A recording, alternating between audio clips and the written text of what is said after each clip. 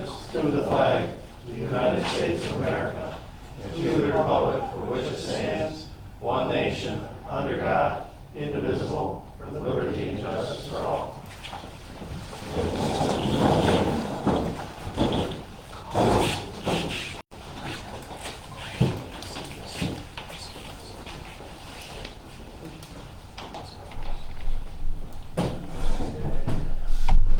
I was going to put that first, Dan, but it's not here.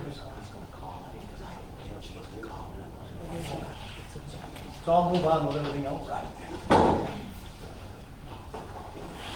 Okay, first order of business, public hearing. Local law, Village of Lowville, Lions Park, prohibited signs. That's on the four corners down there.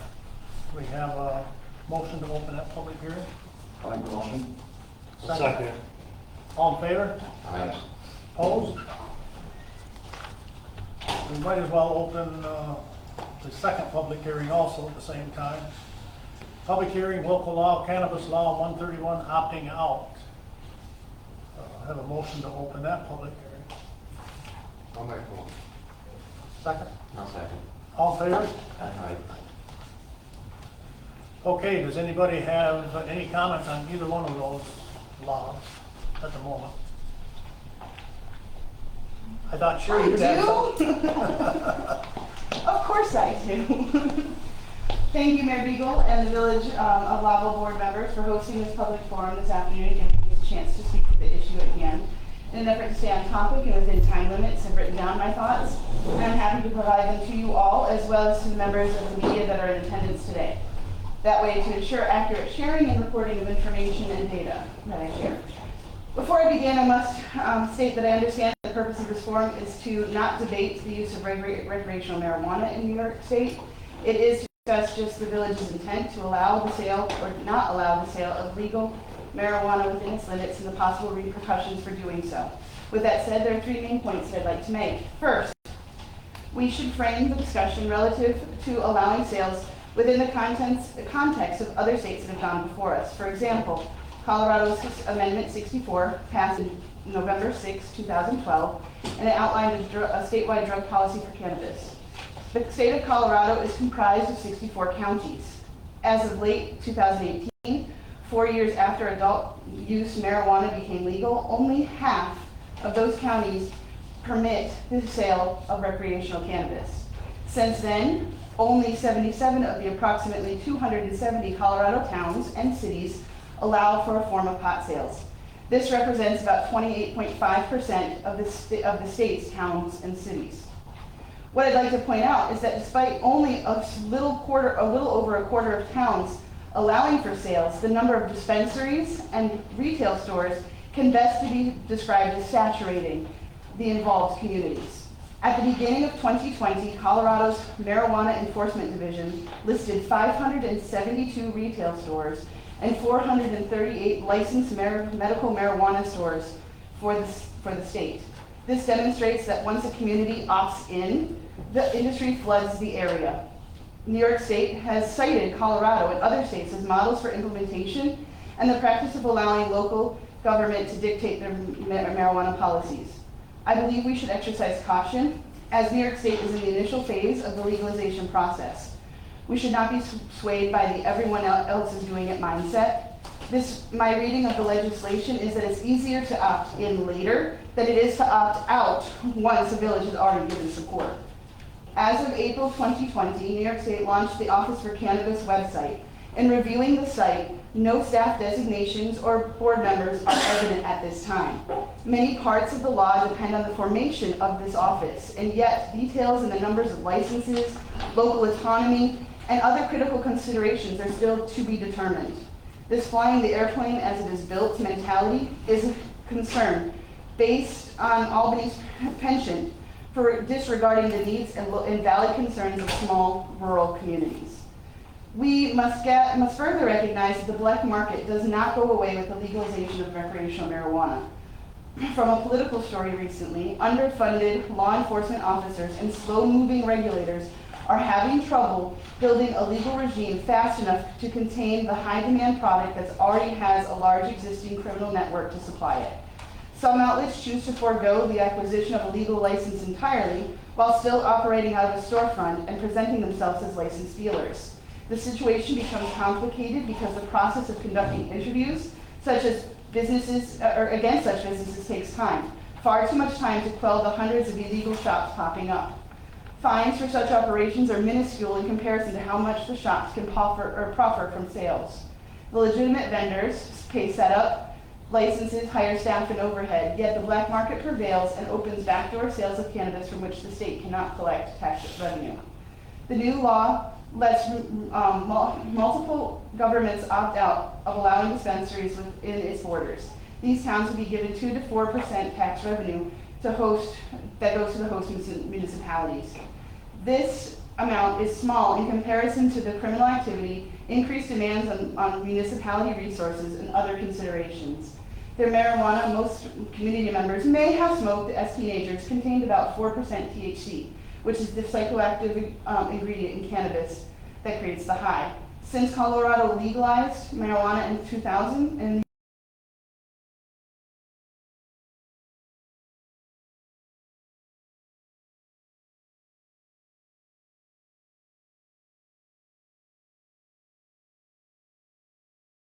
expressing alarm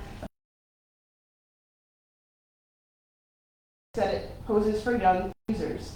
From psychiatric issues to violent psychotic episodes, officially it's called cannabinoid hypertensive syndrome, known to healthcare workers as scromiting, or as a combination of screaming and vomiting. It has popped up with frequency in all hospitals in Colorado.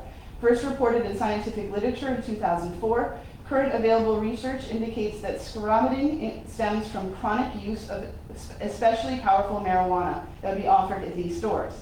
A 2017 review of the study found that 97% of the people who developed this condition reported using marijuana at least once a week, and 75% said they consumed cannabis regularly for over a year.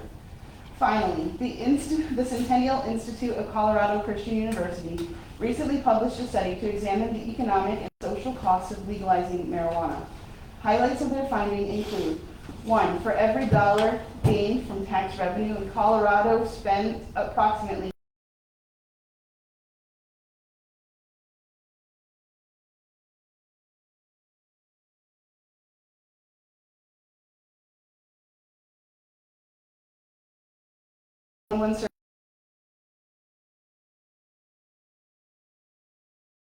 marijuana.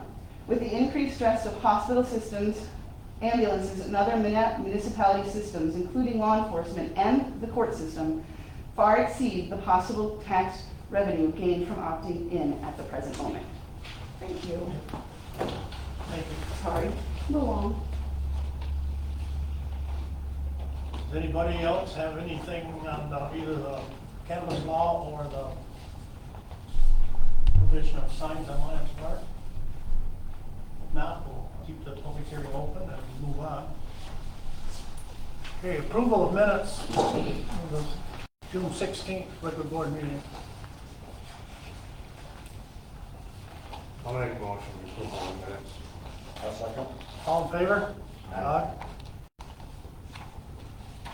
Approval of vouchers. The bill from bottom, the general fund, $126,555.81. The water, $39,428.13.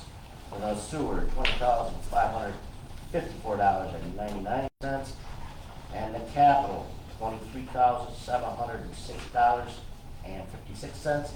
And I move that we approve as audited. And I'll second. All in favor? Aye.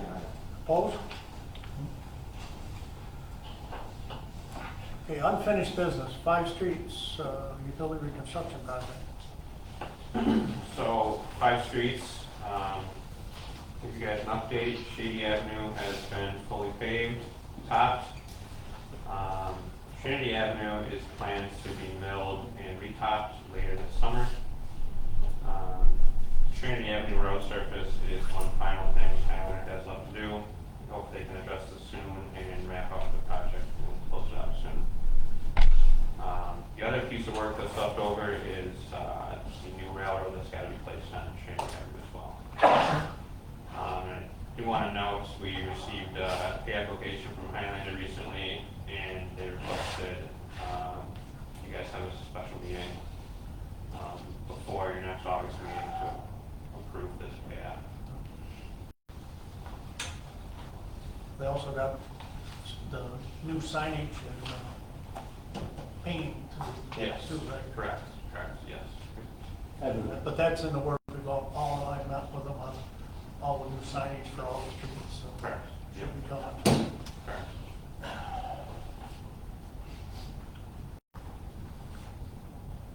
Okay, we're gonna make some changes, I'll let Kevin talk, on this phase 2 wastewater treatment plant upgrades, on some of the contractor agreements and things we may not do tonight, but I'll let Kevin. Yeah, so the stuff that's on the agenda tonight, contract amendments, agreements, and us to proceed, we're gonna table those for tonight. The insurance requirements haven't been fully worked out and met by the contractors, and we're still working on that with them. We haven't finalized that yet, so, yeah, it's not ready to be approved tonight, but if you do a special meeting for the pay app, that's something we can address soon as well. Let's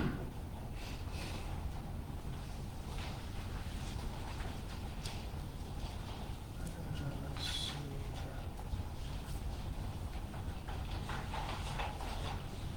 I do want to note that North Country Contractors, NCC, the GCM project is ready to get out there and ready to move, so just so you guys know, they're excited to get out there, so.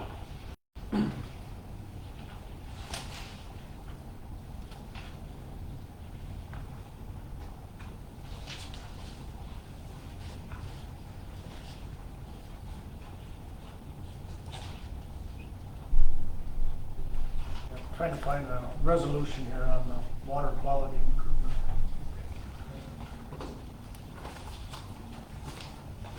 Here it comes.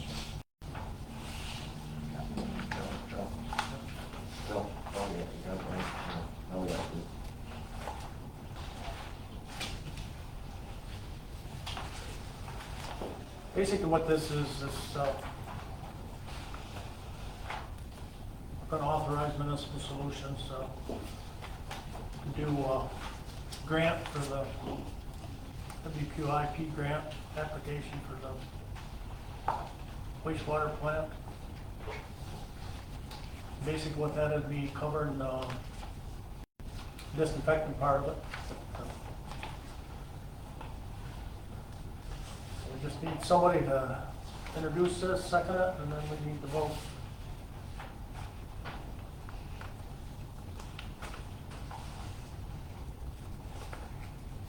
I have trouble finding mine too.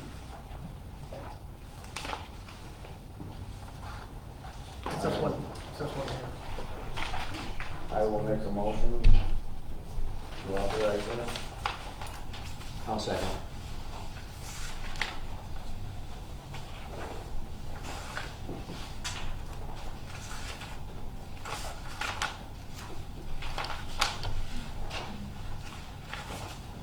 You second it, Chad? Yeah.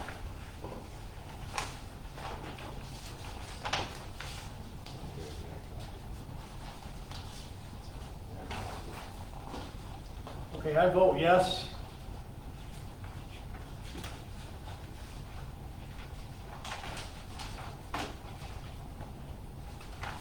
Actually, I probably better read this so everybody in the audience knows what we're talking about.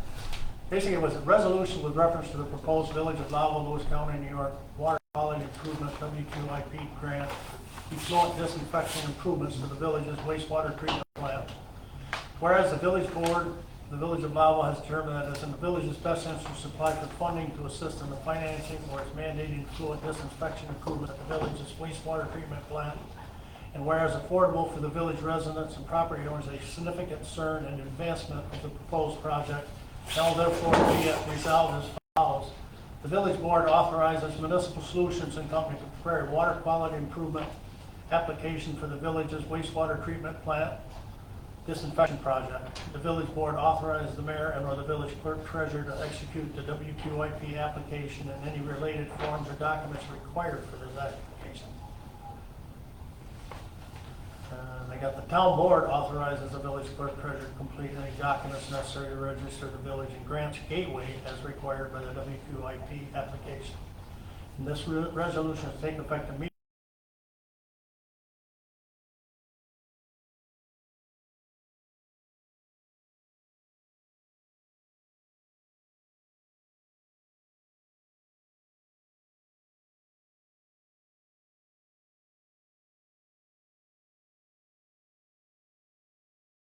What's that, Dan? Change number To three. the village board. To the town board. Yeah. And I vote yes.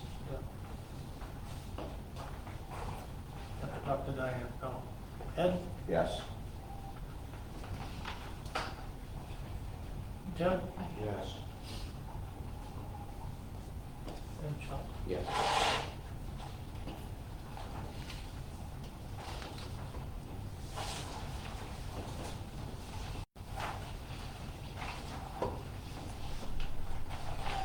Okay. Groundwater well development project, anything on that, Kevin? Sorry, Joe, I have one more thing on wastewater. I just wanted to update you guys, we've been talking with contractors and with, manufacturers of the liner. We feel it might be best to rebid the lagoon contract sooner rather than later. They seem to have pretty solid pricing now for 2022. We would suggest rebidding this in sometime in August. I didn't know if you guys need to make a motion tonight to rebid it, or if we could move forward with that without one, but just wanted to let you guys know that. Do we need to make that a motion? Gonna read that. A little bit, very minor changes, but no, for the most part, they're not changing. I'll make the motion that we allow it to be bid out in August as determined by the mayor and GIMO with the specification revisions that need to be put in place to do such. And if it can be awarded or reviewed at the next board meeting, fine. Get a second on that? All in favor? Opposed?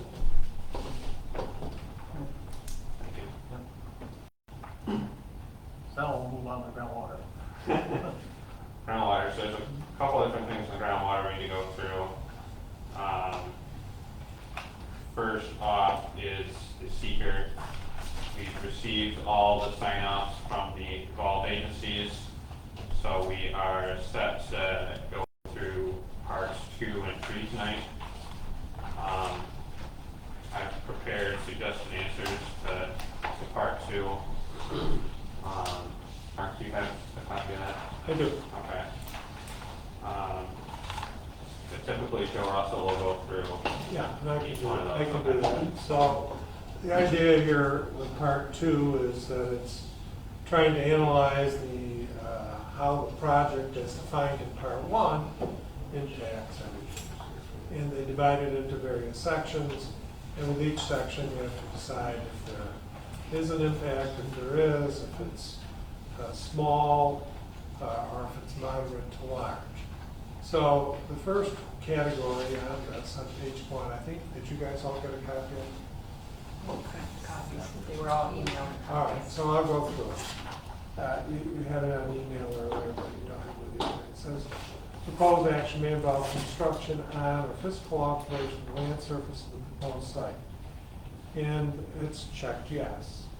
There's several subcategories under that include proposed action may involve construction on land where depth of water table is less than 3 feet. We're saying small impact there. Proposed action may involve construction on slopes of 50% or greater, again small. Proposed action may involve construction on land where bedrock is exposed or generally within 5 feet of existing ground surface, again small. Proposed action may involve the excavation and removal of more than 1,000 tons of natural material, again small. Proposed action may involve construction that continues more than 1 year in multiple phases, and again, it's a yes answer to overall, but it's considered a small impact. Proposed action may result in any increased erosion, whether for physical disturbance of vegetative removal, and while it's a yes answer to the question, the impact is defined as small. Proposed action is or may be located within a coastal erosion area hazard. I don't think you're on the coast here, but either way, we've marked it as small. Any problem with those answers? And we'll move on. The next question is whether or not there would be a result of the destruction or modification or inhibit access to unique or unusual landforms on the site like cliff stones, minerals, fossils, or caves. The answer to that one is no. And unless there's any objection, I'll keep going. Proposed action may affect one of the wetlands or other surface water bodies, such as streams, rivers, ponds, and lakes. The answer here is yes. A bunch of subcategories on this, all marked with small impact. I'll just run through those. If you disagree with any of them, please let me know. Proposed action may create a new water body. Proposed action may result in increase or decrease of over 10% or more than a 10-acre increase or decrease in the surface area of any body of water. Proposed action may involve dredging more than 100 cubic yards of material from a wetland or water body. Proposed action may involve construction within or adjoining a freshwater or tidal wetland or the bed or banks of any other water body. Proposed action may create turbidity in the water body, either from upland erosion runoff or by disturbing bottom sediments. Proposed action may include construction of one or more intakes for withdrawal of water from surface water. Proposed action may include construction of one or more outfalls for discharge of wastewater to surface water. Proposed action may cause soil erosion or otherwise create a source of stormwater discharge that may lead to siltation or other degradation of receiving water bodies. Proposed action may affect the water quality of any water bodies within or downstream of the site of the proposed action. Proposed action may involve the application of pesticides or herbicides in or around any water body. Proposed action may require the construction of new or expansion of existing wastewater treatment facilities. Okay. Impact on groundwater. Proposed action may result in new or additional use of groundwater or may have the potential to introduce contaminants to groundwater or an aquifer. It's been marked yes. Again, all the impacts have been marked small, or it's either no or small. It says the proposed action may require new water supply wells or create additional demand on supplies from existing water supplies. Water supply demand from the proposed action may exceed safe and sustainable withdrawal capacity of the local supply or aquifer. Proposed action may allow or result in residential uses in areas without water and sewer services. Proposed action may include or require wastewater discharge to groundwater. Proposed action may result in the construction of water supply wells in a location where groundwater is or is suspected to be contaminated. The proposed action may require bulk storage of petroleum or chemical products over groundwater and aquifer. Proposed action may involve commercial application of pesticides within 100 feet of potable drinking water or irrigation sources. Impact on flooding has been marked no.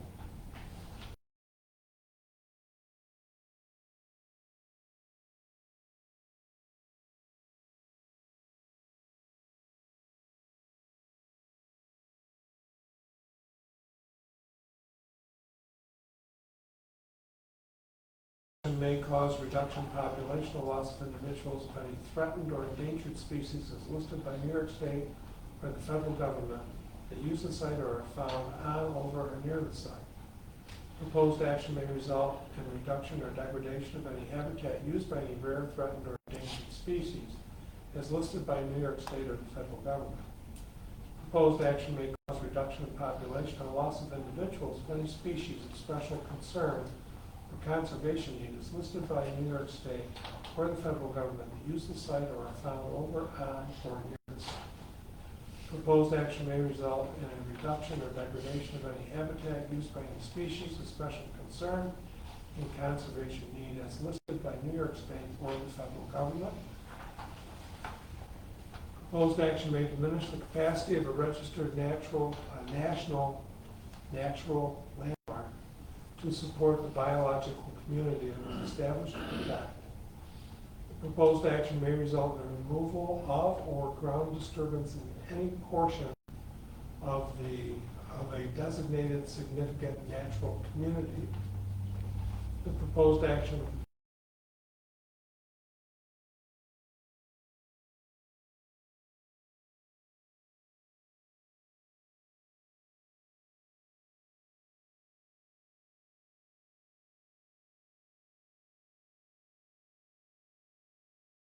important habitat. Proposed action, commercial, industrial, or recreational projects only involve use of herbicides or pesticides. Other impacts include tree removal, time to avoid summer roosting window of the northern long-eared bat. Any questions on those? Impact on agricultural resources is marked no. Impact on aesthetic resources, marked no. Impact on historic or archaeological resources is marked no. Impact on open space and recreation is marked no. Impact on critical environmental areas is marked no. Impact on transportation is marked no. Impact on energy is marked yes. Again, all the subcategories are marked no or small impact. They are as follows. Proposed action will require a new or an upgrade to an existing substation. Proposed action will require the creation or extension of an energy transmission or supply system to serve more than 50 single or two-family residences or to serve a commercial or industrial use. The proposed action may utilize more than 2,500 megawatt hours per year of electricity. Proposed action may involve heating and or cooling of more than 100,000 square feet of building area when completed. Now we'll go on to impact on noise, odor, and light. And this is also marked yes, but with all the subcategories marked no or small impact may occur. Subcategories are: proposed action may produce sound above noise levels established by local regulation. Proposed action may result in blasting within 1,500 feet of any residence, hospital, school, licensed daycare center, or nursing home. Proposed action may result in routine odors for more than 1 hour per day. Proposed action may result in light shining onto adjoining properties. Proposed action may result in lighting creating sky glow brighter than existing area conditions. Any questions on those? Next.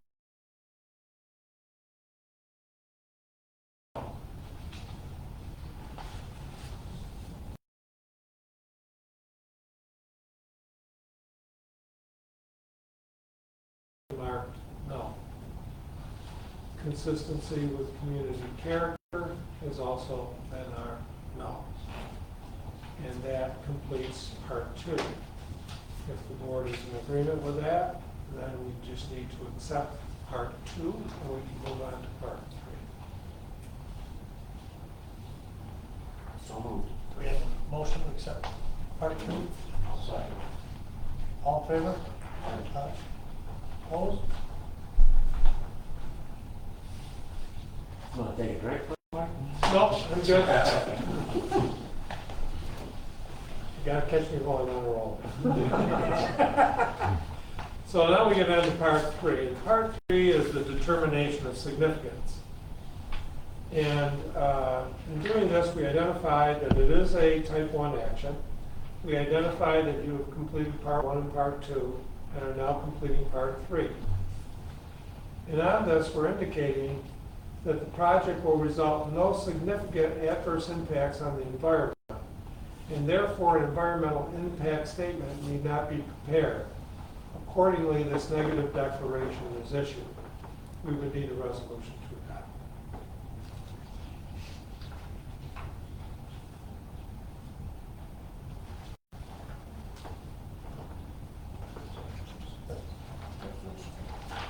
So moved.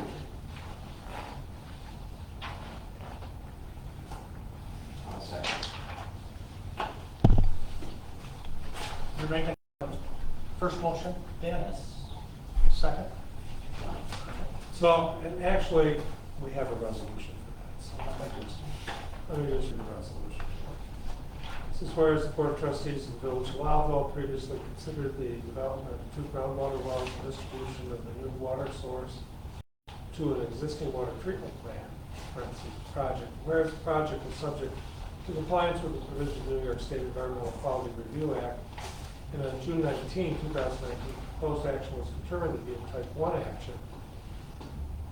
Am I reading the wrong resolution? It doesn't say it changed. I think- changed the project, that's why it's. Yeah. This so is we- the second one, so I got it first. All right. Yeah. So I'll just change this to say, and on July. Yeah, you should also note that this says in there, we're bringing the existing water plant, that's no longer happening. Okay, so that's, I got the old resolution. Is there a new This is resolution? the only one that I have, but we had done the seeker. This is an amended Amended project. So this is for the project. So Yeah. maybe, So maybe I don't have a resolution for it, so just make your motion. this is the only one I have. Okay. That's the last one she sent me, but. Yeah, that's for the old project, so you just need to make your motion and you can proceed with that. I thought I had a resolution for you, but it's the old one. All right? Dan made second? Yeah, I did, Chuck. But that's also calls for a roll call vote, I believe. I'm voting yes. Well- Yes. Ed, Yes. Charlie, Yes. Tim? Yes.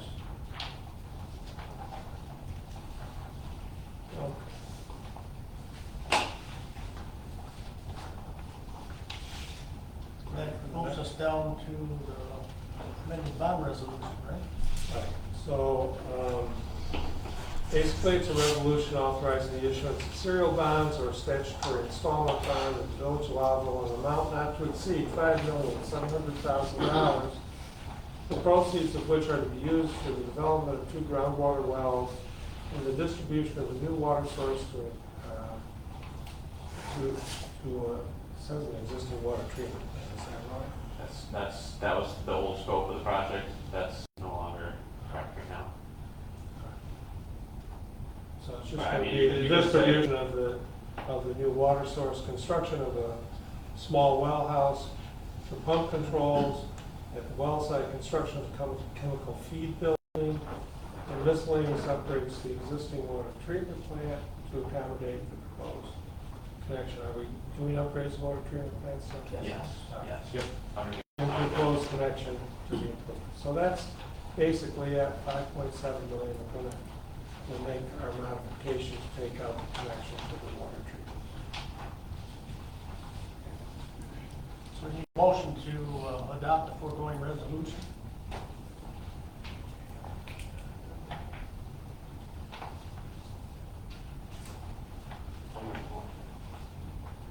Second? No second. This also a roll call vote. I say yes. Ed? Yes. Yes. Danny? Yep. Charlie? Yep.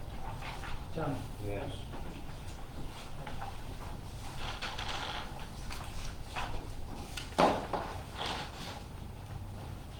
So that brings us down to another contract amendment, but this one's with Municipal Solutions. Basically, what this is for them to, there's another consolidated funding grant. And they're willing to work with us to get it in by July 30th. And that would be to help pay for the upgrades at the well site with the revisions that were made, especially since the cost has gone up about $1 million. Main reason for those is the Department of Health wanted us to separate the projects, have like 2 plants, mainly for maintenance purposes and things in the future and for future expansion on our buildings, so. We talked with Jeff and he can put in for this grant, but we just need a motion to authorize Municipal Solutions to go ahead. We gotta spend some money up front, but hopefully, we'll get a grant and it'll pay off. We've already contacted some people on the villages and that give us letters of support. We've already received some of them, so we got the process started. We just need to keep moving with it.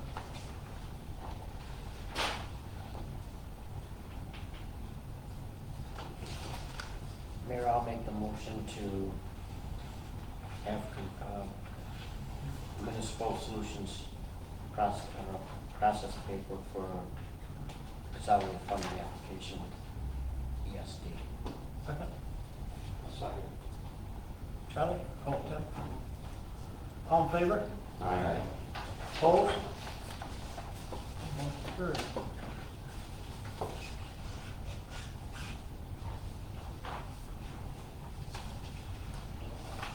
Is there any more public comment on local law and prohibited signs on the Lowville Lions Park? Just a question. Last month, there was a lot of discussion about kind of the organizations that have been grandfathered in using that, specifically the Lions with their Christmas tree sales. How did you work that out for the exemptions in this law? Seems somebody's got a copy of it.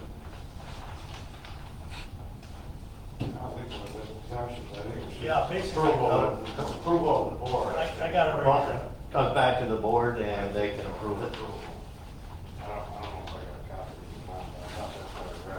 Just a second. I got it right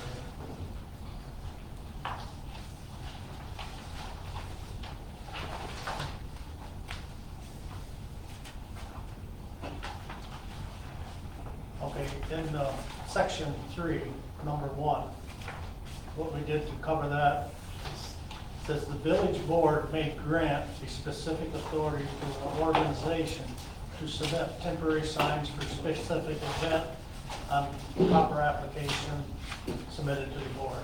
So I mean, basically all the Lions got to say we want to sell our Christmas trees this year. The board, basically, that was one reason we tabled this to this meeting, was to get that wording in there, because we knew there was, like when they did the thing this spring there with COVID, for recognizing those people, I mean, that was a great place to be able to do that. The big thing we're after here is all these yard sale signs. I'm not and against stuff the like law, that. I just wanted to point But information. the main reason for it is to not have yard sale signs and motocross going on up at Nartonsburg and stuff like that. Well, that's understandable.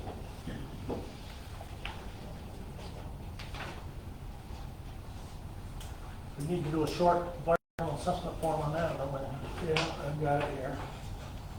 So we basically just described it as a local law with respect to signs at Lions Park.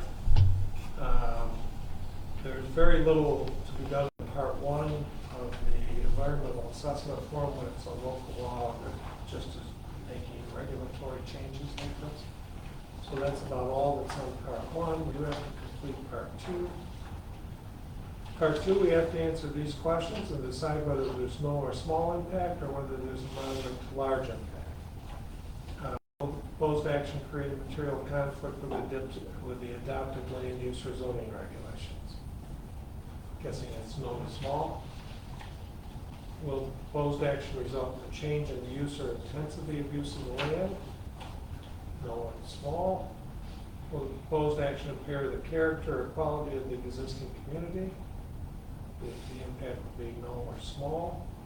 The proposed action have an impact on the environmental characteristics that cause the establishment of a critical environmental area, and that's no to small.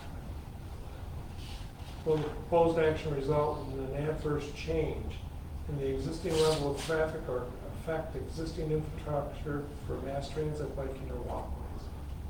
Thinking no. Will the proposed action cause an increase in the use of energy and it fails to incorporate reasonably available energy conservations or renewable energy opportunities? Can I think that's That's no.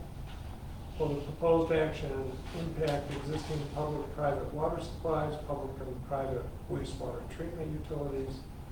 I think it's probably no on both of those. Will the proposed action impair the character or quality of important historic, archaeological, architectural, and aesthetic resources?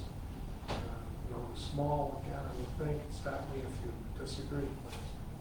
Will the proposed action result in an adverse change to natural resources such as wetlands, water bodies, groundwater, air quality, flora and fauna? And I'm guessing no. Will the proposed action result in an increase in the potential for erosion, flooding, or drainage problems?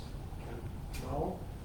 Will the proposed action create a hazard to environmental resources or human health? And I take it that would also be no. Based on that, we can move on to part 3, and which asks if we feel there will be potentially large or significant adverse impacts on the environment, requiring an environmental impact statement to be required, or whether, based on what you've heard, that it will not result in significant adverse environmental impacts. What's the feeling of the board?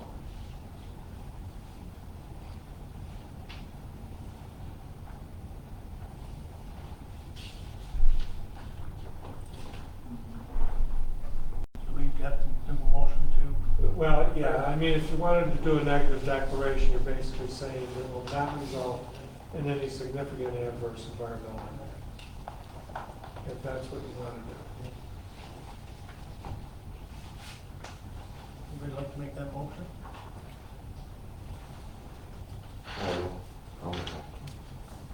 I'll second. All in favor? Aye. Aye. Opposed? I, Opposed? yeah. You're opposed? The reason I'm opposed to this is we have a sign law in place, and I don't even think that this is necessary because we don't enforce the sign law anyways. And I can remember years ago that we talked about doing away with it, or if we're gonna do a sign law, it needs to be enforced. Correct me if I'm wrong, Mr. Gibo, I remember you saying Alex Bay didn't have a sign law. I don't know if they do at this point. And we have a sign law in place in this village right now that we just don't enforce. And so we spent a lot of time developing a law that we don't, in my estimation, enforce. So I don't even know why we're doing an impact study, and so I would vote no on this motion and no on a motion for the sign law. That being said, I do agree with the beautification of what we've done in Lowville. It's been a beautiful job, and I'm not opposed to the sign law we have in place, but I'd like to see it enforced. Further, I sent a letter to the state because there were big board signs. I sent it registered mail. There were big board signs in there right away. Their remark to me was, well, they're illegal because they're not on breakaway, and nothing was done. The state had did nothing. So I just can't in good conscience vote for this. That's my statement. All right.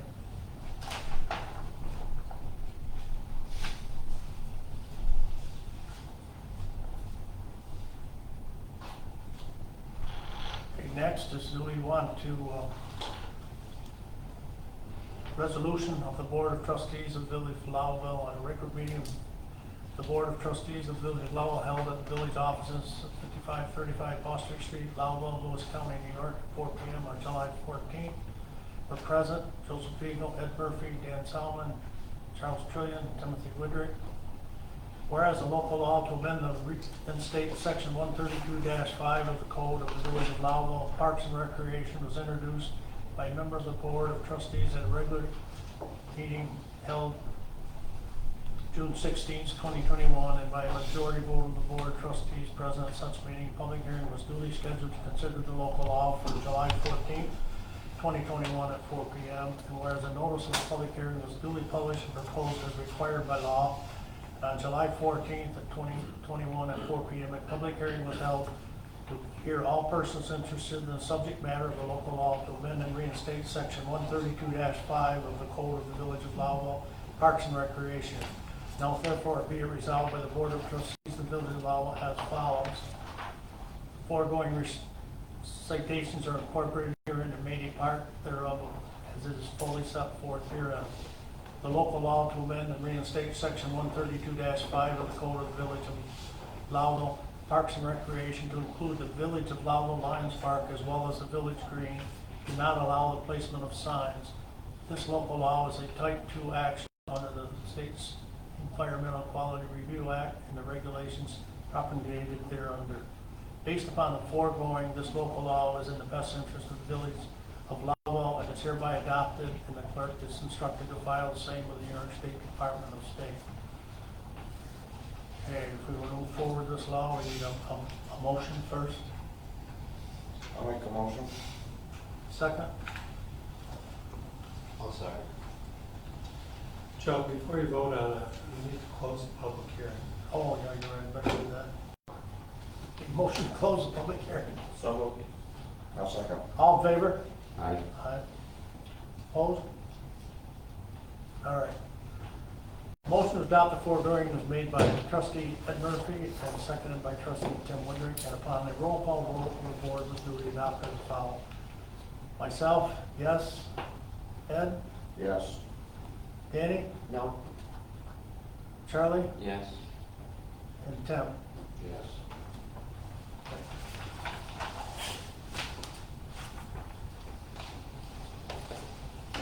For the record, Mayor, I'd like to state the reason given for my no vote is I'm not against the sign law of the village. I'm not against, I'm hoping my no vote will raise some eyes as to the sign law being consistently enforced. Thank you. Okay, anybody else here want to speak on cannabis law 131? If not, let's have a motion to close the public hearing on that. Make a motion. I'll second. All in favor? Aye. Now we gotta do the same with that short environmental assessment review. Yeah. And there's very little in part one, but it's mostly regulatory. So we'll go to questions on part two. Will proposed action create a material conflict with adopted land use plan or zoning regulations? Thinking the impact is no or small. Anybody disagrees with me? No. Will the proposed action result in a change in the use intensity of use land? Again, I think the impact is no or small. Will the proposed action impair the character or quality of the existing community? Suggesting that would be no or small. Will the proposed action have an impact on the environmental characteristics that cause the establishment of a critical environmental area? And I think the impact is no or small. Will the proposed action result in an adverse change in the existing level of traffic or affect existing infrastructure for mass transit, biking, or walkways? And I think the answer is no or small. Will the proposed action cause an increase in the use of energy and it fails to incorporate reasonably available energy conservation or renewable energy opportunities? Again, believe it's no to small. Will the proposed action impact existing public or private water supplies? I think that's no to small. Same thing for public or private wastewater treatment facilities. I think it's no to small. Will the proposed action impair the character or quality of important historic, archaeological, architectural, or aesthetic resources? And again, I think that's no. Will the proposed action result in an adverse change to natural resources such as wetlands, water bodies, groundwater, air quality, flora, and fauna? I'm thinking the answer is no. Will the proposed action result in an increase in the potential for erosion, flooding, or drainage problems? I'm thinking the answer is no. Will the proposed action create a hazard to environmental resources or human health? And I believe the answer is no. Which then leads us to part three, in which you have to consider whether or not this has significant or large impacts that would require the production of environmental impact statement, or whether you feel that there are no significant adverse environmental impacts, in which case you may make a motion for a negative declaration.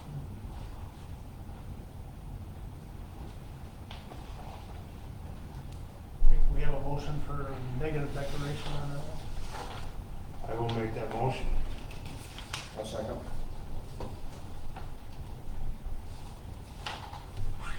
All in favor? Aye. Opposed? Mayor, can I didn't get your name. Cassie Forbes. I wanted to say that I appreciate you taking the time to come here and speak out. Number one, number two, with all the chatter, whatever you want to call it in the village, I thought there'd be a few more people here. Great. With that being said, the fact that you showed up weighs heavily in my seat. Thank you, sir.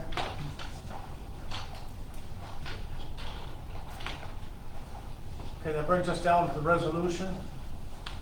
A resolution of the Board of Trustees of the Village of Lowville, 2021, at a regular meeting of the Board of Trustees of the Village of Lowville held at the village offices, 5535 Ostrich Street, Lowville, Lewis County, New York, at 4 p.m. on July 14th, 2021, were present Joseph Beagle, Ed Murphy, Danny Solomon, Charles Trillian, Timothy Woodring. Whereas a local law opting out of licensing and established retail cannabis dispensaries and/or on-site cannabis consumption establishments within the Village of Lowville was introduced by a member of the Board of Trustees at a meeting thereof held on June 16th, 2021. And by a majority vote of the Board of Trustees members were present at this meeting. Public hearing was duly scheduled to consider the local law for July 14th, 2021 at 4 p.m. Whereas a notice of the public hearing was duly published and proposed as required by law, and on July 14th, 2021 at 4 p.m., public hearing was duly held to hear all persons interested in the subject matter of the local law to opt out of allowing retail cannabis dispensaries and/or on-site cannabis consumption establishments to locate and operate within their boundaries. Now here be it resolved by the Board of Trustees of the Village of Lowville as follows. The foregoing recitations are incorporated herein and made a part thereof as it is fully set forth hereafter. The local law to opt out of allowing retail cannabis dispensaries and on-site cannabis consumption establishments to locate and operate within their boundaries. This local law is a type 2 action under the State Inquiry Quality Review Act and the regulations promulgated thereunder. Based upon the foregoing, this local law is the best interest of the Village of Lowville and is hereby adopted, and the clerk is instructed to file the same with the New York State Department of State. Basically, we need a motion to adopt this resolution. So moved. I'll second. Okay, myself, I vote yes. Ed? Yes. Danny? Yes. Charlie? Yes. Timmy? Yes. Motion carried. Thank you. Got cannabis law. Although the general public wants to petition, they can petition us to put it on the ballot later on. I think they have 30 days after we pass this to do that. I'm, well, we've already voted, but I'm 120% against, or for opting out against the state's law. But I guess my question is more of a political one, which I'm just curious about, so I guess I'll throw it to Mr. Gibo. After the town opted out, I was at the Board of Elections doing an audit, and the phone call rang about, I'm assuming somebody wants to do a petition. The town does that, they're calling the Board of Elections, it has to be done through the municipality that does it. You've got everybody opting in or opting out. The town, how many referendums could we have? Could you Got one for every community. So you could have, right, that's the other. No, well, no, because the Okay. village is its own, I mean, I And- understand the village is located within the town, Right. but you have your own government, and you make your own rules. So You could, if you did not opt out, for example, you would have them and the town would, or vice versa. Vice versa. Gotcha. you mean the separate boundaries?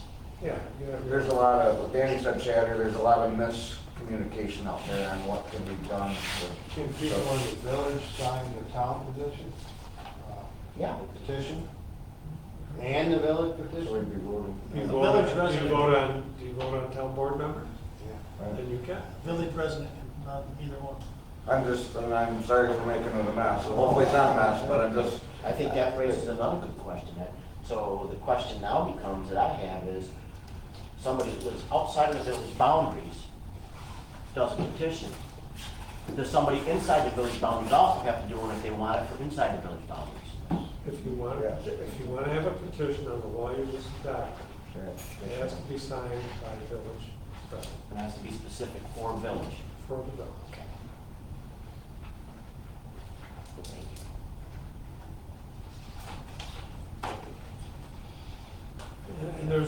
little bit different rules between the town and the village on that as well. The people in the town have a little bit longer time period in which to request it off than the people in the village. I think 30 days.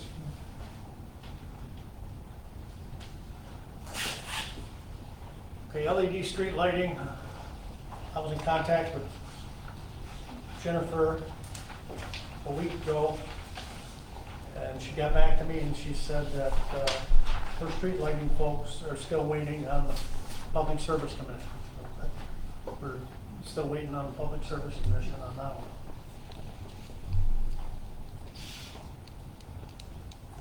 Draft local law zoning change, manufactured homes. Hopefully everybody's had a chance to look at that.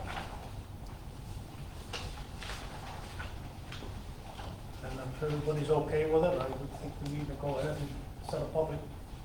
You have to send this to the county planning board. All right, so you need to, you're going to need to,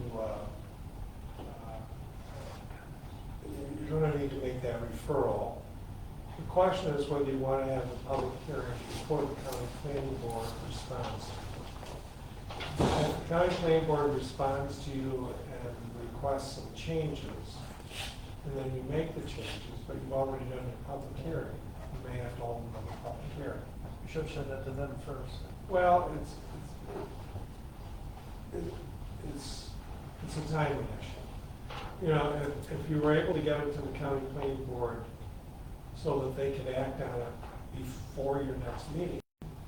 I think their meeting is I tomorrow. was gonna say, I think their meeting is So tomorrow. you're not gonna make your agenda.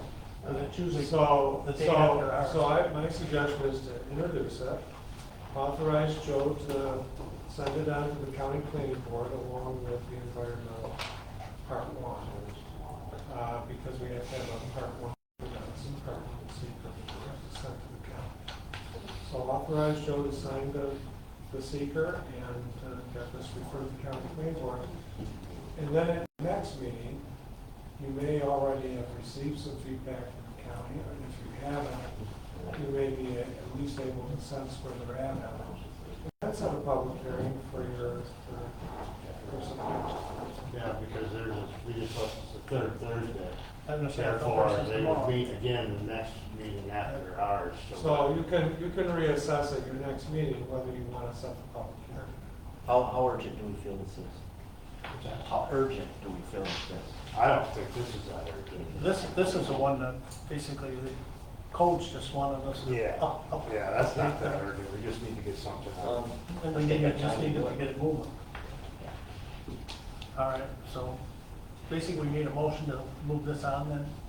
Moving on to the county and authorize you to sign this. Make that motion, Mayor. I'll second. Second? All in favor? Aye.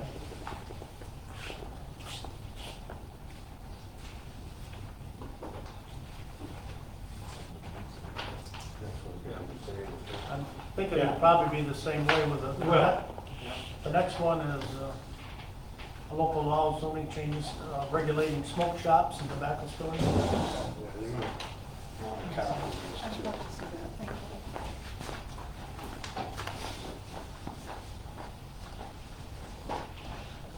too. Probably the same.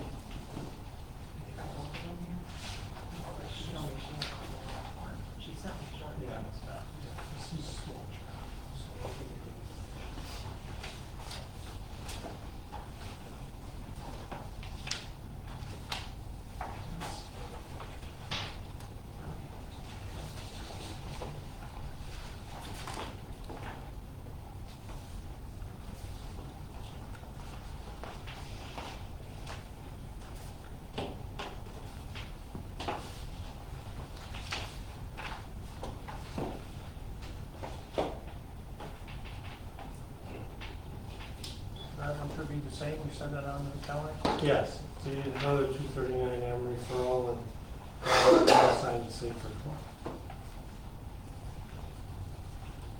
Can have a motion on smoke shop law to send it on to the county.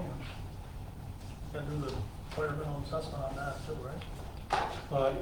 Just to allow you to sign the part one, you can complete the environmental assessment. I'll make a motion on that. Second. I'll second. All in favor? Aye. Aye. Opposed?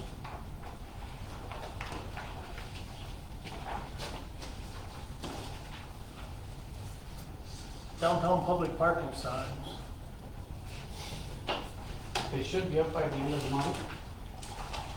And along that line, I had Craig Ortlieb from the DOT contact me today. The DOT has a plan now. I don't have it with me, I haven't seen it yet, but once I get it, I'll get with Tim and we'll go over it for the downtown striking. Anybody have any questions on that? Pretty straightforward. All right. You heard anything on, Okay. anybody get back to you on that You yet? know, I gotta apologize. I called as we know, Josh Fitzgerald is the winner of the Citizen of the Year Award. I spoke with him probably 3 weeks ago about the meeting tonight. I will reiterate that to him. I did call Mr. Hinkleman, or had girls do it yesterday, and I actually talked to them myself today, because he was the one that nominated Mr. Fitzgerald to be here. Let me talk with Josh. I think Josh is a little timid, and maybe we're gonna have to go award it there to him. And in the meantime, I had 2 gift certificates, and I ran in here and I've lost one of them. So I'm really doing well right now. But anyways, we have a nice plaque for Mr. Fitzgerald. And I can tell the village, I'd like to announce what he has done that allowed that made the decision, I think, fairly easy for the government class in Lowville. Josh, in 2021, was the sole founder for distribution of essential winter gear for those needed for volunteer transportation, Lowville Fire, and Lewis County Social Services. He is the Pride Academy founder, which is for critical thinking and peer learning for life job skills. And I talked with Josh about this, and what it amounts to is trying to develop kids' self-confidence to move forward. As most of you know, Josh has been the driving force with the backpack drive each year that gives about 300 backpacks to needy families. He has been a homeless Christmas tree location hold for the homeless and distribution for Lewis County Social Services. He works with youth on the responsible technology aspects of running a small business as well as promoting innovative programs.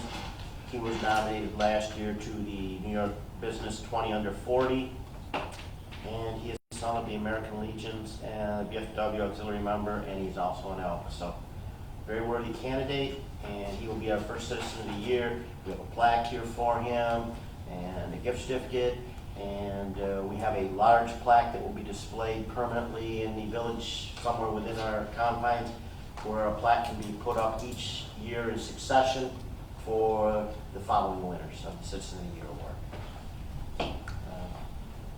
So that's what I can tell you on that. Music in the park, I think that's been going pretty good, hasn't it? Music in the park.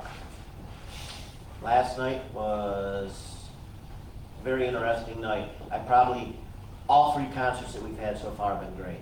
I probably enjoyed last night's the most, and we had rain.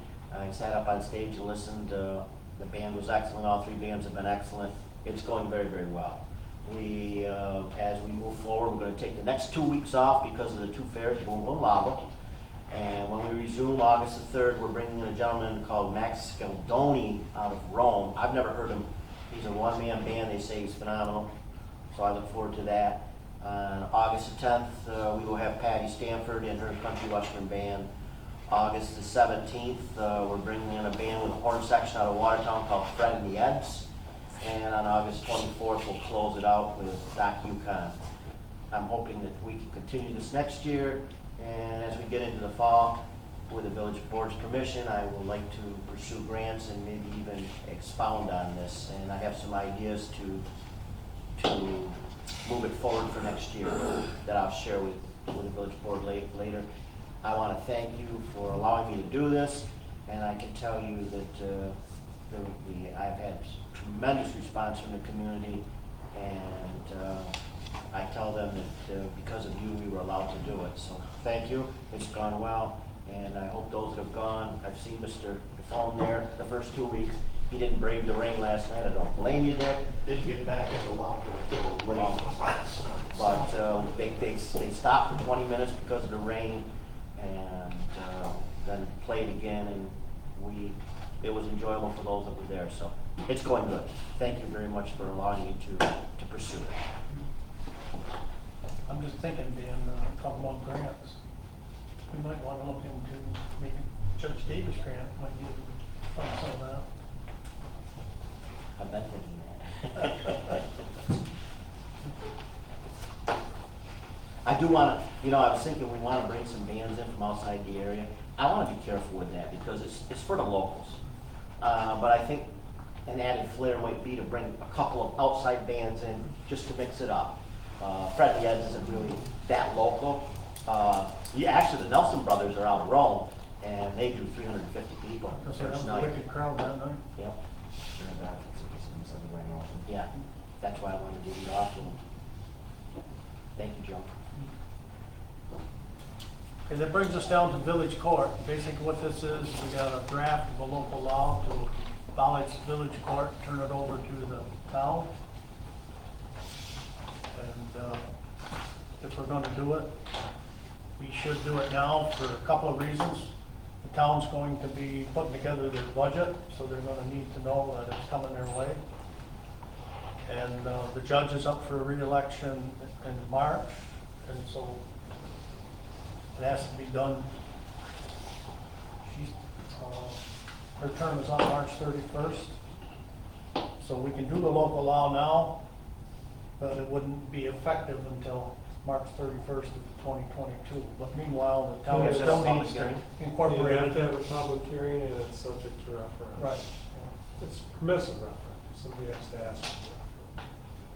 So if you were to have the public hearing, let's say in August, and adopt the law, there would still be a 30-day period in which a referendum could be requested. If requested, it's too late to go on to the November ballot, so you'd have to have a special election.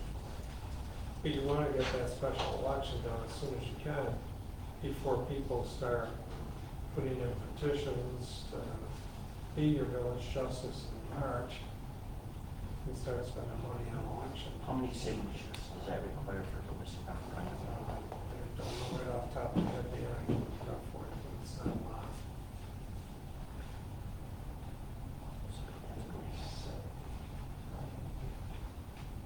That was to run. That It was to run, but this, he's only talking Isn't about, it 10% of the? it's 10%, I think, of who voted in the last gubernatorial election. So you'd have to go back last time Cuomo was elected, see how many votes were cast in the village. And then take 10% of that. Well, no, it's based on votes cast. So then it'll be 10% Because of they're the, unregistered voters, the candidates are about 40 signatures. could be. As I say, it's not a lot. And, if we've got some people who really want to keep the village justice, it's not hard to get 40 signatures.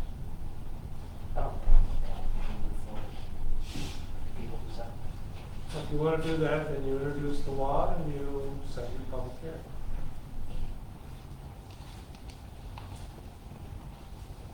What's anybody think? Based on the timeframe, I think we should set a public hearing for next meeting. So you make a motion to set the public hearing I for will make it in August? I just looked it up, in August, whatever we got. You'll, we can do last time, when we work it I out. believe it's the 18th. Sounds about right. 18? PM. A second?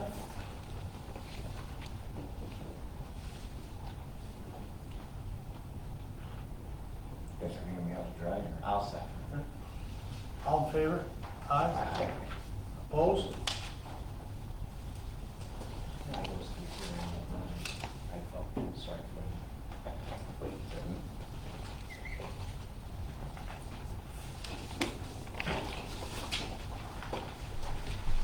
Tim, is this something you want to bring up in new business? Yeah, I will. We'll have to do it now.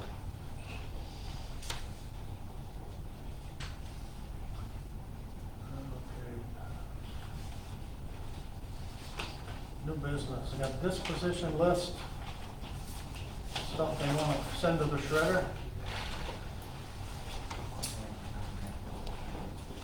So we need a motion to authorize that. I make a motion to dispose of the records as presented tonight. A second?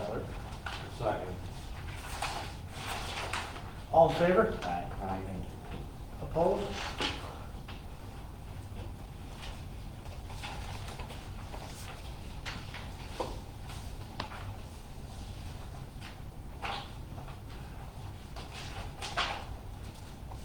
And we got the 2021 tax collection. Basically, this is what's been collected and what's owed yet, and I believe we have to review it and sign off, right? Yeah. So we also, I would think we need a motion to accept it.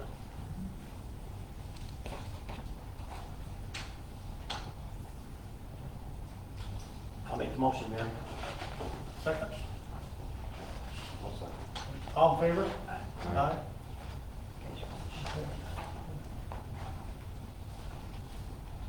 You got the original.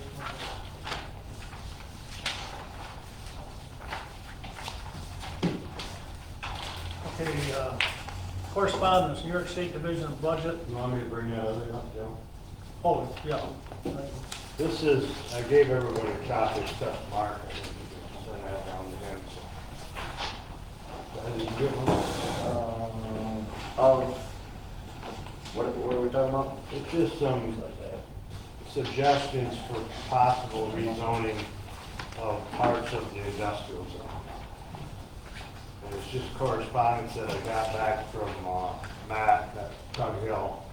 You guys must have seen the email conversation a while back there. So this is just correspondence for you guys to read. It's something that we're working on to make the flow of the industrial zone work a little bit better as far as new business and such, different corridors. So just read it over. I'll send the email out with the attachment probably Friday because I'm not working tomorrow.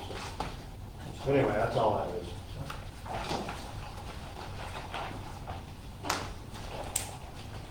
Basically, you're gonna be from like Torch and Berkeley right down past Crampton.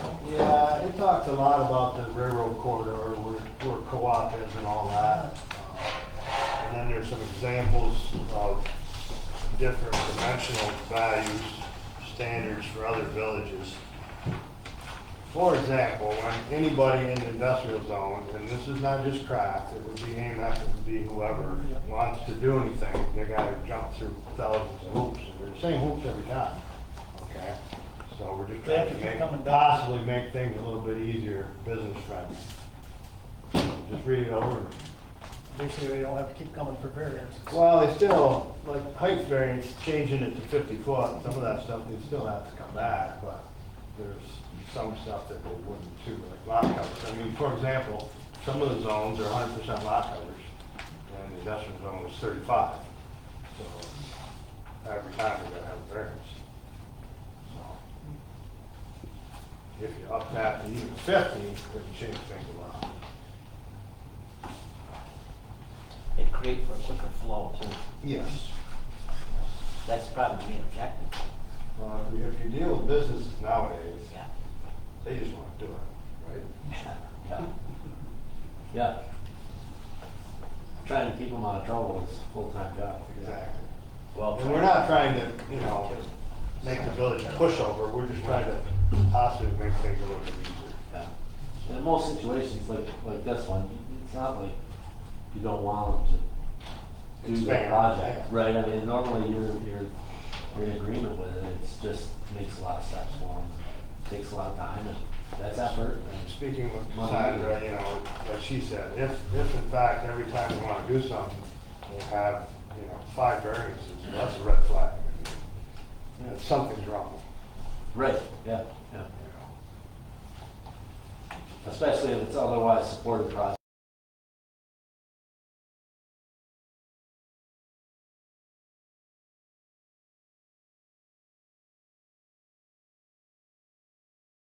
And of course, we'll have to go through the whole procedure with changing the law. We spent a long time doing that, changing it shouldn't be too hard. We're good at it, right? I don't know if we're good at it, but we sat through a lot of hours, so that was something fault with that.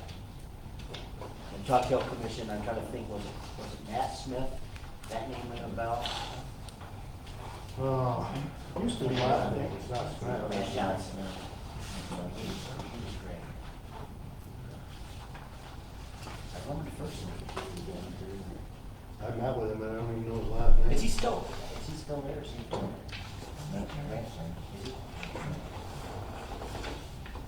Anyway, that's it for that. Okay, we got notification on our recovered money from Treasury. It basically goes from the Treasury to the state of New York, and then from the state of New York to us. The amount the village is going to be receiving this year is, I'll take that back. The total amount is going to be $338,310. We basically get half of that this year, and we'll get half next year. So hopefully we'll see that showing up here by the end of the month. You don't use that for certain things, though, correct?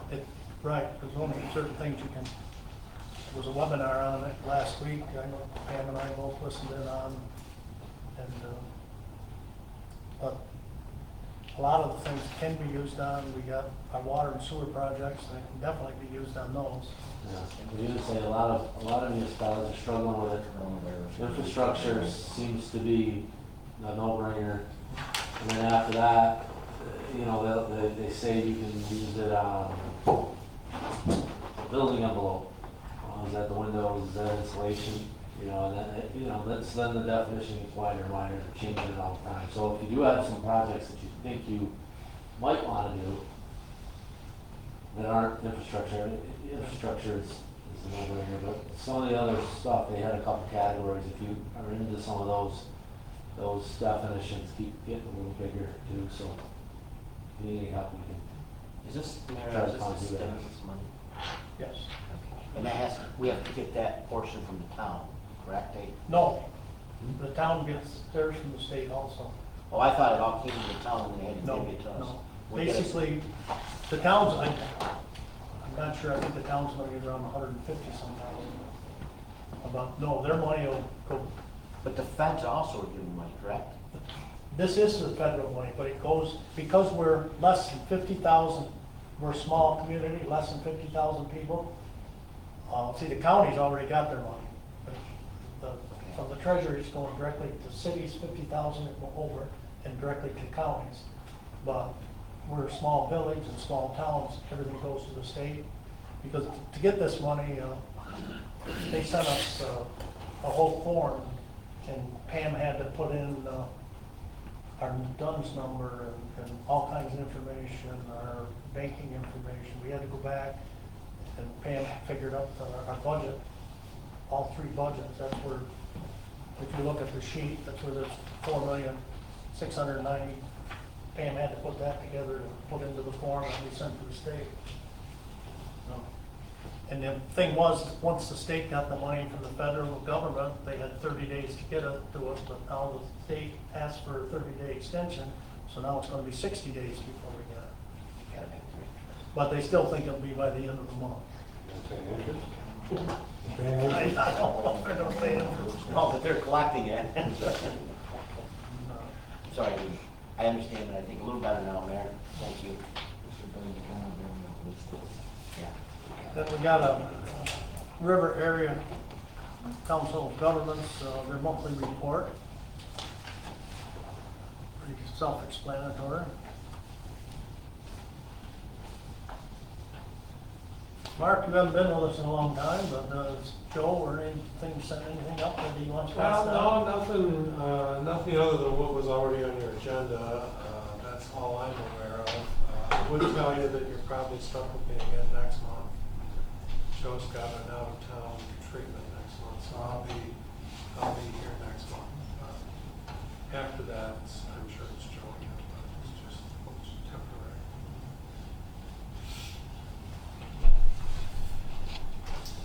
I just wanted to give the board a little bit of input, something to be thinking about. I'm sure you saw a couple of weeks ago, the county had a special meeting where they talked about their projects. And then also they talked about possibly putting a building for double play and getting involved with that. I know it was on the TV and there was another piece in the newspaper today about it. And basically they had the village giving $250,000, they had the town giving $500,000. Well, I think that was wishful thinking on their part because nobody had really come to the town or the village and asked for any of that. Well, last Friday, we got a phone call and Randy, Shell, myself, Cassandra Buell, Bob Mullen, met in Ryan Cachet's office. Basically, he put the pitch out looking for $250,000 from the village, $500 from the town. And basically, he's saying, well, they're willing to, if you want to take that $250,000, break it down over 20 years and give them just so much a year for 20 years, they're looking for money to help pay for their bond payments. But I asked Ryan outright, I said, that's property's coming off the village tax rolls. So I says, is the county going to be willing to do some kind of a pilot with the village? Because the county's going to own the building. And he said, no, that wouldn't matter. So there we're losing. I'm not against double place project. I think community center would be nice for the village. Well, I just can't see the village taxpayers putting $250,000 into something when we don't have that kind of money. It's different with the county because they got windmill money coming in. They got the sales tax that they don't share with us. So I mean, if they want to go that route, but just it's out there that you may be here in the county's hoping for us to something for you board members to think about. I mean, the only way we got to raise the money is through our property taxes. We can't raise our property taxes to pay for a county bill. A couple of things, Mary. But they just wanted you to know they finally did contact somebody at the village. A couple of things, maybe we want to do a press release, number one, and number two, I have a legal question. Can we do something like that if we're not going to have any kind of ownership, Mr. Gino?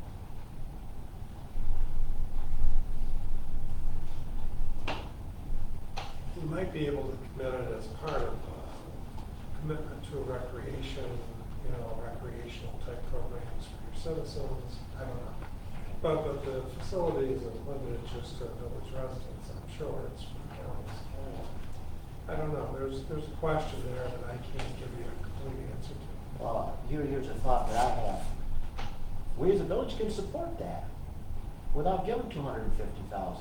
We're supporting it because we're taking land off the tax roll, and the county already keeps the sales tax revenue, so there you go. Because you're not gonna get it anyways. And now they're asking for $250,000 on top of that. What was the town's fee? What's that? What was the town's fee? Basically, Randy's view was the same as mine. We told them that right now we're paying roughly town and village. We do 70%, the town does 30% on the recreation.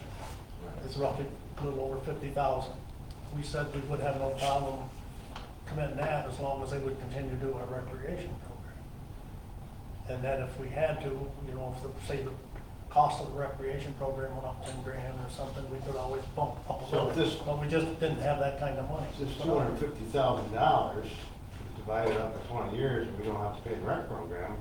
It's kind of a wash, right, or not? Well, no, that 250,000, we'd still be doing paying for our rec program, according to, the way the county's got it set up right now.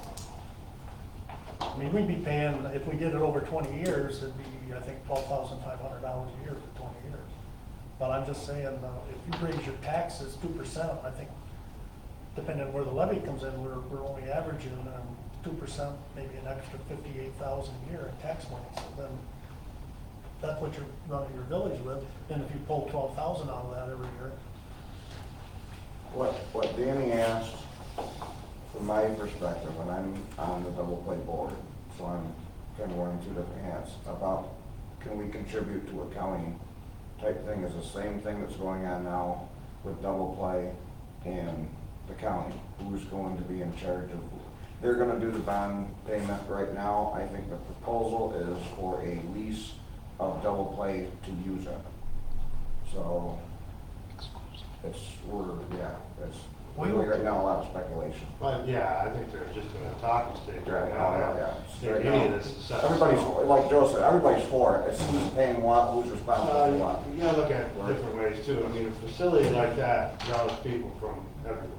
Right. I'm sorry, but it does. These people nowadays take their kids to wherever to play soccer and do whatever.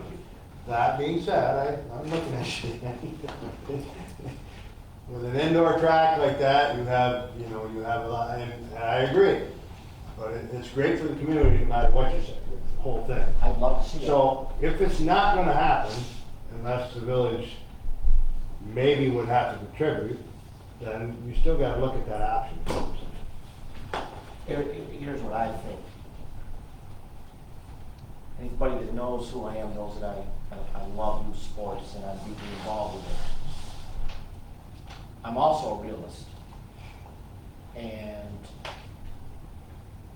my concern is a lot of these kids that travel because they're playing with kids out of Utica anyways, in Syracuse and Watertown. And they've already got the facilities. Those kids aren't going to come here. My concern is, can you get them to come here when they've already got their facilities? I think that's a far stretch. I know my own grandkids. I think the rec program that we have in this community is great. I think what Danny Myers' dream of doing has a lot of merit. I'm just concerned that can it sustain itself? I think I'm talking more about events and stuff like that. That's right, because That's what I'm talking about, that would draw people in from wherever, from Utica, parents Yeah, and I don't kids would come here disagree. and compete with kids here. And I have a That's huge, what I'm looking at, that and I'm going to be honest, I have a huge problem with they eat Mr. at local restaurants, you know what I'm saying? I have a huge problem with Mr. Pesci promoting this and wanting the village to come up with $250,000 when he knows the county doesn't share sales tax revenue. He knows it would come off our tax rolls. Now, I'm willing to support that, but I'm just not willing to support $250,000 from people that are on fixed incomes. Well, you look at the community right now, and it's still in pretty good shape structurally, but property degradation, it's not as nice as it was 20 years ago. But so we have to take all that into consideration. And so, And I don't disagree with what you said about whether, kids traveling or whatever, but I think to jump on what Tim's saying, bringing people into the area, and I've been involved with it as well, travel, whatever, is huge. But if it's here, you're taking an elite team of 3 kids from South Louis, 3 kids from Beaver River, 3 kids from Lowville. Why not let 20 kids from Lowville use that facility? Or Lewis County. And, that's what we discussed the last meeting we had, and Ryan was there. You've got the argument I think they're having, and I'm not speaking for them, but like I say, whether it will last or not, that facility, that's not to be, I don't think that's our job to discuss that, whether it's gonna work or not. But you look at the southern end of the county, let's say, like Tim says, people are traveling to Utica already, they may come here. But the flip side, what Danny's been talking about for 20, 25 years, we don't have sales tax. So there's gotta be some sort of a compromise. That's what I mean. We're talking about something that's still in the planning phase. Right, So right, right. The 250 to 500 is just talk Right. right now. well, basically, the way it was explained to Brandy and I, the county, if they could get everybody to contribute, they were gonna make up the difference, and the county was gonna bring in their own engineers, and because basically what Danny's got, it's just illustrations of what he'd like to do, but they'd actually have an engineer. The county would own the building, and then they were gonna lease it to Danny for $120,000 a year, and then the monies that Double Play would get for using the building would pay for like your snow plowing, your heat, your lights, all that. And they were also hoping that one section of it, would be like daycare, and then they were hoping another section would have a master kitchen that the county could maybe use for Office of the Aging, cooking the meals in there. But there was one thing I asked, and they said was not in this project, was a swimming pool. And I know that's one thing I heard the community want, was a pool. And I'm just thinking if this project was to get off the ground, it should have a pool. Any study we did on that, Joe, the pool just turns into an astronaut. I'm sure that's probably gonna add Yeah. another 20 million to the project.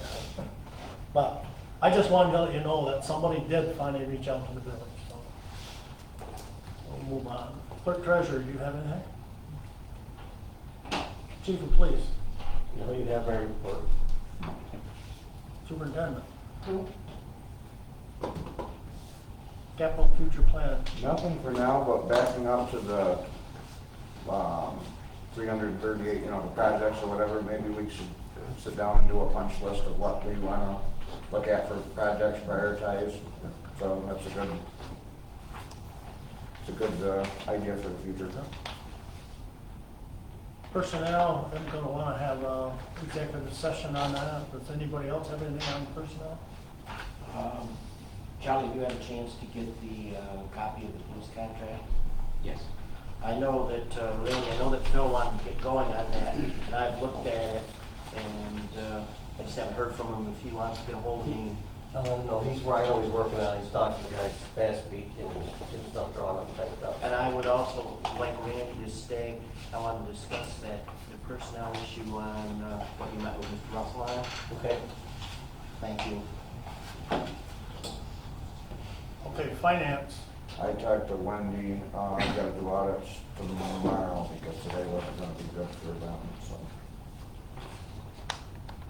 Okay, fire department. I attended their last meeting, I haven't had a chance to talk with Joe, he's here to tell us where we at with the leak we have on the roof. Is there anything that we need to do? Have you been able to talk with the contractor? Talked to the contractors, Okay. Still working on it. We haven't, and jump on me here if I'm wrong on this, we have a leak in the roof at the firehouse. There is a 20-year, I think it was a 20-year warranty that we feel that they're gonna have to honor. And I told Joe and the board that I felt that if, their board, that if they couldn't get anywhere, being that we own the building, we would contact the contractor themselves. We don't know if that's gonna be an issue yet, but if it is, then we'll deal with it. Is there anything else I need to bring up, Joe? Is there anything you want to bring up? Nope, we're in good shape. Okay. You have anything you want? Police department, anything on that?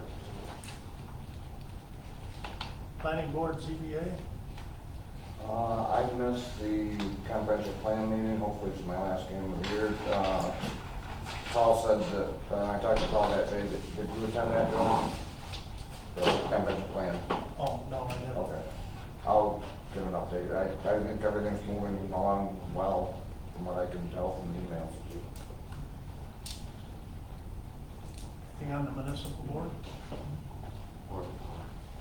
Al? County?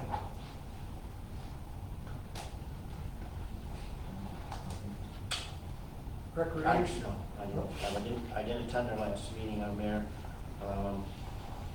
I do know that, and what we read today's paper, again, there's been a lot of discussion on the recreational court project, and so I guess we just stay in tune with that, but I wasn't able to. I had to, start with you, and I didn't get a chance to.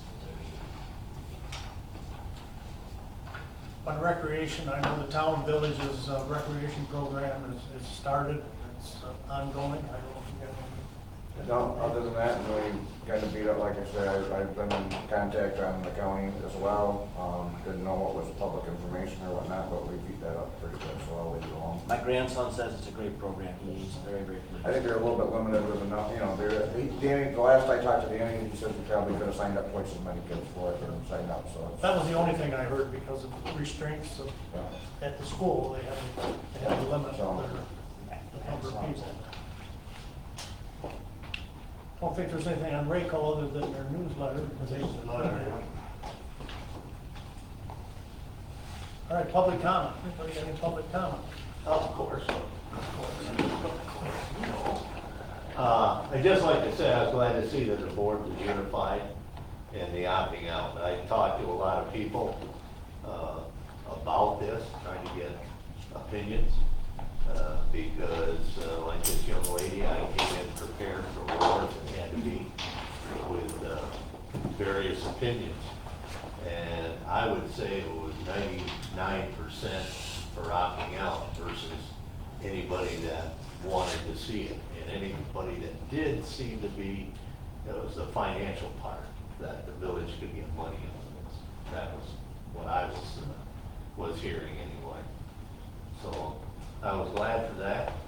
And question for you, Paul. You knew it was coming, didn't you? I don't know what the question is, but Before the fair? yes, the striping. Yeah. As far as I know from the DOT, it will be straightened before the fair. The right If way. they can get any dry weather, that is, as soon as they get it done. Yep, that's what they're telling me. Every day. That's all. No complaints. Mayor Beagle, the coalition will be collecting assessment surveys on marijuana at. Sorry? We'll be collecting an adult assessment survey on marijuana, where people stand. It's about 10 questions. It'll be done at the fair, Food Truck Friday events, all the way up to the Cream Cheese Festival. Last time we did this, we had over 700 respondents. So we'll do this, we did one similar with alcohol and with prescription drugs, so we're gonna do something similar. So we'll have some actual data to help drive anything and give you some feedback if you're welcome to it. Any other public comment? Yeah, Joe, I just wanted to back up to, talking about doing a special meeting for the pay-app and for the agreements. Is that something the board would be willing to do? Well, like I told you earlier, when I'm not sure if I know I talked to Paul a little bit on the pay app. Islander's got a pay app there. They haven't got quite all together yet. And we may go back and forth on that a little bit because what they're looking for, I told Kevin I'm willing to give them half of it, but until we get Trinity Ave straightened out, they're not getting the other half. And then there's some questions on insurance, on contracts for the wastewater treatment plant. And until we're sure they got the proper coverage, some insurance, we don't want to sign those contracts. So that's what we may call a special meeting for, but it shouldn't take only a few minutes once we get everything together. So, and we were thinking maybe the second week after the fair, like the end of the month. So I don't think anybody would have a problem with that. No, and I would go along, personally, Mayor, I would go along with what you said. If you're willing to give them half, and that's your recommendation, I would support that.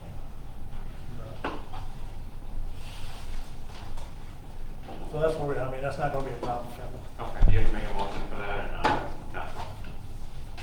Thanks, Joe. But normally it's, I think, 2 trustees or 3 can call up. So as long as they'll know what's coming, we'll get it taken care of. Okay, thank you.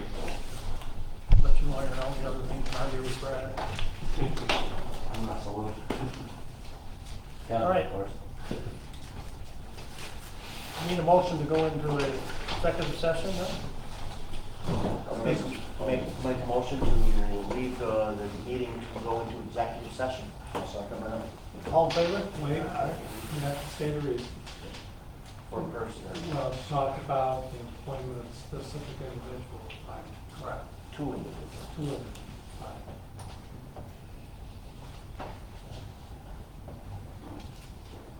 So I make that motion for 2 individuals personnel. I still second. All in favor? Aye.